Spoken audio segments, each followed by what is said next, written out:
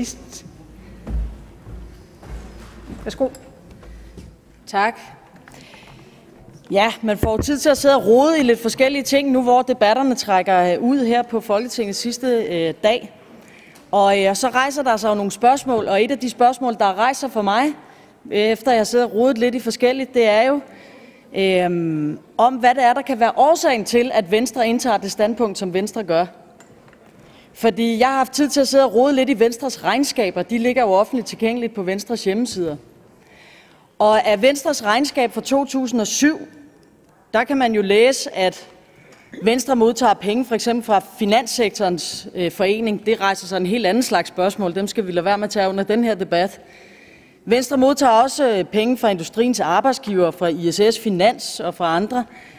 Og helt nede i bunden, der gemmer der sig så også Skandinavisk Tobakskompagnis gavefond, Tobaksvejen 4, 2860 Søborg.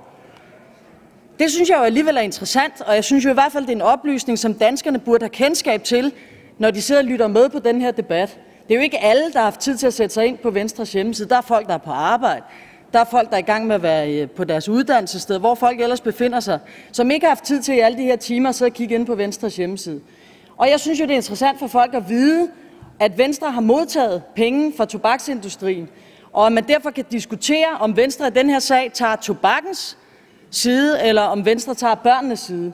Altså i hvert fald kan det være, at man kan blive sådan en lille smule målløs over, at Venstre stiller sig et sted, hvor man ikke ønsker at bidrage til at forebygge, at børn og unge de undgår at gå i gang med at ryge. Så jeg kunne da godt tænke mig at vide fra Venstre, fordi det er så regnskabet for 2007, jeg har siddet og kigget på. Der må være folk, der sidder her i Folketingssalen for Venstre, som ved, om det er noget, der har foregået i mange år, da vi nåede 2007, og om det stadigvæk er sådan, at Venstre modtager penge fra tobaksindustrien. Er tobaksindustrien en del af den 20.000 kroners klub, som Venstre i dag offentliggør, at de får penge fra? Det synes jeg måske ville være en interessant oplysning for borgerne at få kendskab til, fordi det kunne måske blotlægge, hvorfor Venstre vælger at tage stilling til fordel for tobaksindustrien, i stedet for at tage stilling til fordel for børnene. Men sådan kan der være forskellige spørgsmål, der rejser sig i forbindelse med den her debat. Ordføreren skal lige blive stående. Der er en enkelt til kort bemærkning. Hr. Joachim B. Olsen, værsgo. Hvor meget betaling skulle fagbevægelsen have for at støtte regeringen op til valget?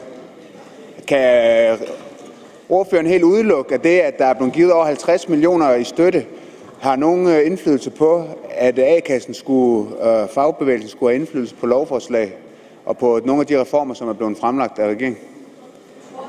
B. Olsen ikke, at de netop kuldsejlede trepartsforhandlinger ville have forløbet anderledes, hvis det var sådan, at man bare købte og betalte.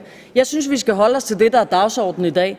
Og det, der er dagsordenen i dag, det er, at Venstre modtager i 2007 milde gaver fra tobaksindustrien. Vi står her og behandler et forslag, der handler om tobaksindustrien. Så begynd at tale om et eller andet, det synes jeg er afspurgt fuldstændig. Jeg kunne spørge det samme til hr. Joachim B. Olsen. Nu havde jeg ikke tid til at sidde og kigge i Liberal Alliances regnskaber.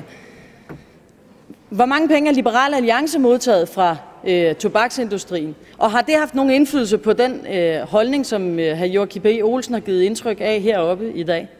Spørgeren til anden kort bemærkning. Jeg kan ærligt sige, at jeg aner ikke, om vi har modtaget penge fra tobaksindustrien. Jeg aner det ikke.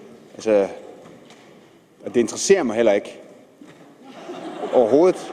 Men det gør det ikke. Men jeg kan i hvert fald garantere for, at jeg har flere gange stødt på, både når vi har siddet og forhandlet førtidspension og videre, underlige ting, hvor at A-kasser og så videre, fagbevægelsen skulle have indflydelse på reformerne. I er så korrupte, når det handler om jeres forhold til fagbevægelsen. De skal have betaling for de penge, som de har givet jer. At I så ikke kan finde ud af at håndtere trepartsforhandlinger, det handler om at være amatør, det handler slet ikke om det her ting, men I er præcis lige så korrupte, når det handler om at skal betale dem, der giver jer penge. Jeg vil godt, som den, der sidder i formandsstolen nu, lige appellere til, at vi holder et sprogligt niveau herinde, så vi også kan være bekendt ude omkring, at vi lige passer på, hvilke tillægsord vi hæfter på hinanden. Værsgo til ordføreren. Jeg synes jo i virkeligheden, det ville klæde Venstre at tage ordet til den her debat. Jeg synes jo, det er lidt interessant, at det er Joachim B. Olsen, der skal svare på Venstres vegne.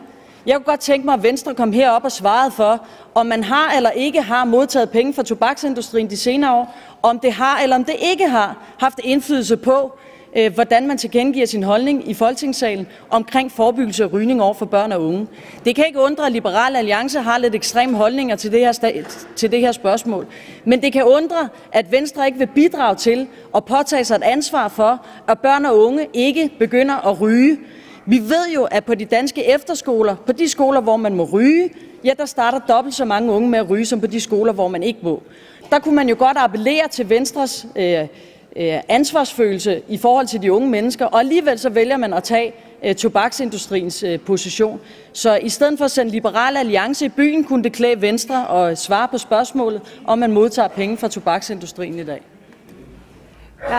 Der er en enkelt spørger mere. Fru Jane Heitmann, værsgo. Ja, tak for ordet. Jeg synes, jeg bliver nødt til at spørge, om fru Pernille Rosenkrantz-Theil sov, da Venstres ordfører var på talerstolen for ungefær en halv time siden. Værsgo til ordføreren. Nej. Ønsker spørgeren anden kort bemærkning? Det gør spørgeren ikke, så tak til ordføreren. Af hensyn til de minutter, der går mellem, vi annoncerer, hvornår vi stemmer, og så til vi går i gang, så er der lige et minuts tid endnu. Så vi går i gang lige om lidt klokken 12:11. Og så kan jeg, mens vi venter på, at klokken bliver 12:11, kan jeg så oplyse, at der også forventes en pause i den næste ting. Så vi stemmer igen tidligst klokken 13, hvis nogen skal